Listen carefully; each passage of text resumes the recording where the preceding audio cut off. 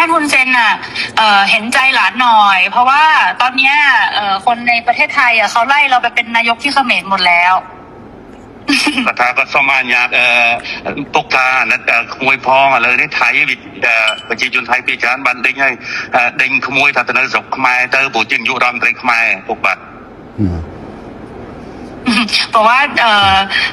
จริงๆแล้วถ้าท่านอยากได้อะไรก็ให้ท่านบอกมาได้เลยค่ะเดี๋ยวจะดูจัดการให้ยังปกจองบานเอาไว้ปกอายมีนภาษาเตอร์กดเรียบจอมทัวร์การเงินประตอนจุ่มปกกันมาดองหรือปัญหาเดินคณะจองบ้านคือถือไม่เอาในเฉาะปรุมในต่างห้อตรึบางกลางวิ่งเชี่ยวปลอกระไดอันนั้นคือถ้าการจองบ้านคณะคือตุ่มปันหนึ่งจำเพียนที่มือขั้นตอนที่หนึ่งอยากให้ชายแดนเปิดปกติเหมือนก่อนเกิดเหตุครับโอเคค่ะตรงกัน